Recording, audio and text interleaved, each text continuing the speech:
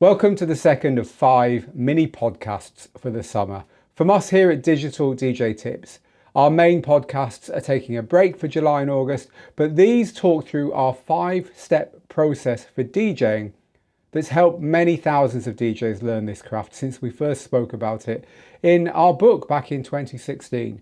In 2024, we've got a new version of our book out there, a second edition, and we've also got a new course to accompany it. And these podcasts are designed to go over and above that, really, to give you some extra thoughts and some extra tips and advice based upon our 5-step process of DJing. Now, the first podcast was about gear, the geeky side of DJing.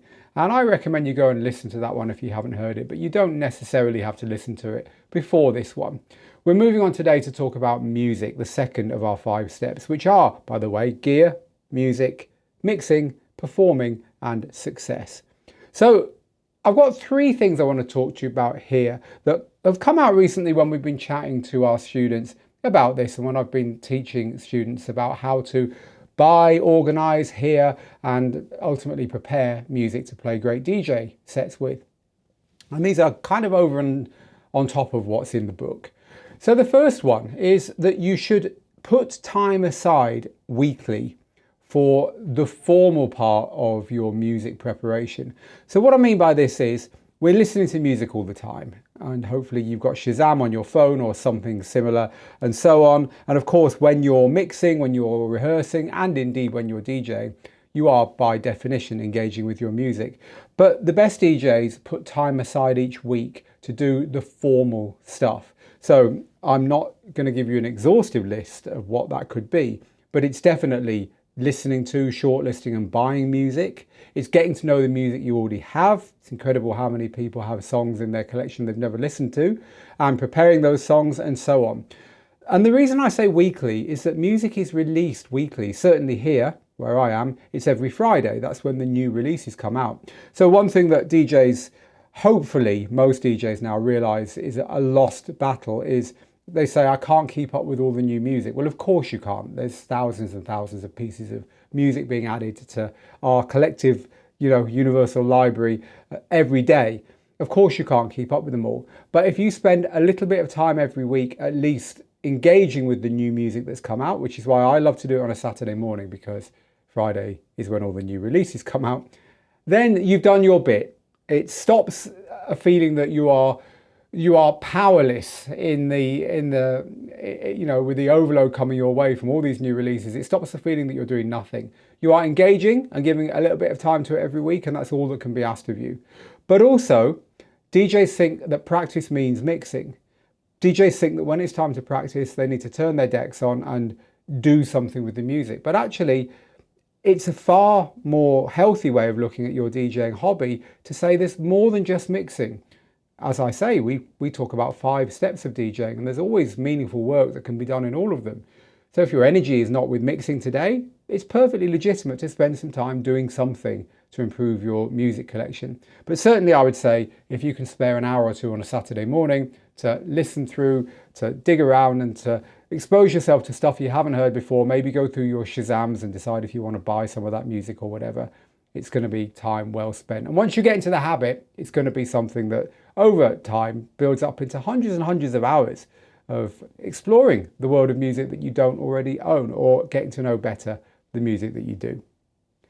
So point number 2, this is something that's happened really, I'd say in the last 2 or 3 decades. And that is try and understand that old is the new. So what do I mean by this? Well, I mean that old records, in other words, records that are new to you or your audience, but that haven't been made now, are just as valid when it comes to deciding what to play to keep your DJ sets fresh. There's so much music out there, which we've already talked about, we've already acknowledged, that there are piles and piles of undiscovered gems. And as a DJ, your job is to discover these tracks. But also, people forget about music. People forget about songs. A lot of songs that you could play as a DJ might have come out before your audience was born. They might have come out before you were born. They're all there. They're all on streaming services. They're all there to be discovered like never before.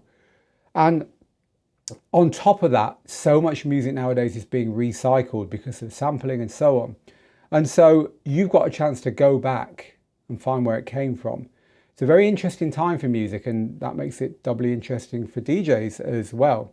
I was chatting to our tutor, Laid Back Luke, recently, and he was saying how he played a big EDM gig with a few much younger EDM DJs, and he was just playing some early 90s techno and hard house music, which he knew would work in that environment and that sounded quite similar to the more modern stuff that was being played by the DJs around him. And they were literally coming up to him with their jaws on the floor saying, "Where are you getting this stuff from? It's awesome." And he was telling them that it was actually 20, 25 years old. You know, be that DJ that's done that work and discovered the old stuff, discovered where it came from. It'll enrich your musical life a lot. One website I recommend is called whosampled.com, which tells you what the name suggests. It tells you who sampled any song that you put into it. It can be a great place to start your crate digging or rabbit holing. And speaking of which, my third tip for you when it comes to improving the way you think about music in your DJing is learn about your songs and your artists. Don't just learn the songs themselves, which you should do as a DJ. You should know the songs inside out so you can DJ competently with them. But learn about the songs and the artists. Look at the names in brackets underneath the song titles to tell you who actually wrote the song. You might find that it's a cover version. Look at the collaborators. Look at the label. What else is on that label? Digging around in this way will mean that as a DJ you know more about your music as well as knowing more music. You're expected to know more music as a DJ. It just comes with the territory, right? If you don't know more music than the people around you, then arguably you shouldn't really be a DJ. But knowing more about it, well, that's a whole new ballgame. That exposes you to understanding music through the ages, understanding music in different countries, understanding how things overlap, and it will enrich your understanding of that music, and it will make you a better DJ. Make no mistake about it. Your streaming service may have extra information in it that you can read when you're listening to music, so take the time to do that. I use a online music service that really does dig deep and let me click on the composers and let me click on the artists and even down to sometimes the studio it was recorded in. A lot of the information that these services use simply comes from Wikipedia. So do go and look for the Wikipedia entries for the albums and the artists and the songs and the record labels and so on. Of course, that stuff's all hyperlinked. So now you can move around and you can discover other areas that are linked to the music you're liking. Of course, search engines, but nowadays, AI. If you are one of these people that is a little bit hesitant to use AI and you think it might spell danger for DJs, well, look, one area where you might want to try using it is simply saying, look, I really love this song. Tell me a bit more about it and tell me some other artists, songs and labels I should be investigating. AI is getting pretty good at giving you a pretty good answer to questions like that. So give it a go. In this short mini podcast, I've talked about music and I've given you some tips about having a better relationship with music, building a better DJ music library and learning more about your music. And it goes alongside the first of these 5 mini podcasts for the summer, which was about gear. In the third of the 5, we're going to move on to talk about mixing with some extra tips and advice and thoughts on mixing and becoming a better mixing DJ.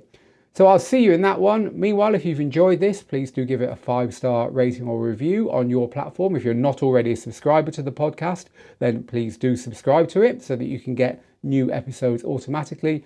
And if you want to learn more about our courses here at Digital DJ Tips, the world's biggest online DJ school, then go to digitaldjtips.com/courses. Meanwhile, get good, get out there, make the moments, and I'll see you again very soon.